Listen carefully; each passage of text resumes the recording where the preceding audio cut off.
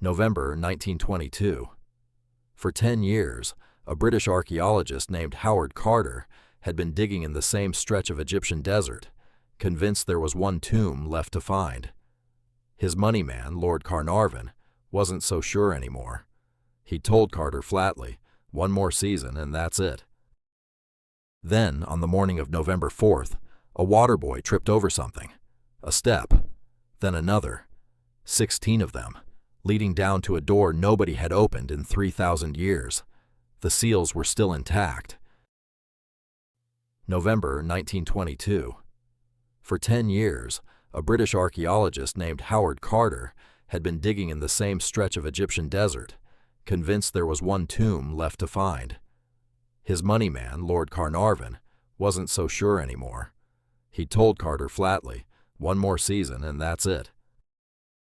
It was the most intact royal tomb ever found, untouched for millennia. The discovery made headlines everywhere, but the celebration didn't last long. Within months, a string of deaths tied to the dig would give the world a very different story to tell. The Curse of the Pharaohs. April 1923. Just a few months after the tomb was opened, Lord Carnarvon nicked a mosquito bite while shaving. The wound got infected. His fever spiked. He died in a Cairo hotel room from blood poisoning. That same night, the story goes, the lights went out across the city, and back in England, his dog is said to have howled once and dropped dead at the same moment. The press never let it go. Rumor had it there was an inscription at the tomb's entrance, warning that death would come on swift wings to anyone who disturbed the pharaoh's rest. Nobody ever actually found that inscription. Didn't matter. The legend was already loose in the world. Over the next few years, people connected to the tomb kept dying, one after another. Carnarvon's half-brother, from a mysterious fever. A radiologist who'd x-rayed the mummy, from an unexplained illness. Egypt's Minister of Public Works, in a car crash. Carter's secretary, young, dead too soon. And then his own father, who fell from a window. Newspapers tallied it all up, drew the lines between names, and the word curse got louder every time.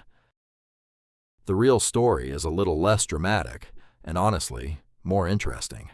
A statistical study done in the 1930s looked at the 20 people actually present when the tomb was opened, and found their average lifespan was longer than normal for the time. Carter himself lived another 17 years after the discovery and died at 64 of natural causes. Scientists have a more likely explanation. Organic material sealed inside the tomb for thousands of years can breed mold and bacteria. A fungus called Aspergillus in particular can trigger serious lung infections in anyone with a weakened immune system. So maybe the curse wasn't in the stone. Maybe it was in the air. But the tomb itself is still a strange puzzle. It's smaller than you'd expect for a pharaoh, almost like it was never meant for him. In 2015, British Egyptologist Nicholas Reeves was studying high-resolution scans of the tomb walls when he noticed something odd. Faint straight lines running under the paint, in places where doors might once have been sealed shut. His theory was bold. Behind that wall, he argued, could be the lost tomb of Queen Nefertiti herself. Egypt's government got excited. Radar scans went in. The first results looked promising. Science, it turns out, is more patient than a headline. A third and far more thorough scan in 2018 settled the question. There was nothing there. Egypt's Antiquities Ministry made the disappointing call. Nefertiti isn't behind that wall. So what's actually left? The curse turned out to be something as unglamorous as microscopic mold spores. The hidden chamber turned out to be a bold theory that radar simply couldn't back up. But there's a question underneath all of it that nobody's really answered. Why was this small, oddly proportioned tomb, the one holding the richest pharaoh's treasure ever found? Who was this space really built for, originally? Maybe the real curse is this. Every time we think we found the answer, the desert just hands us a new question.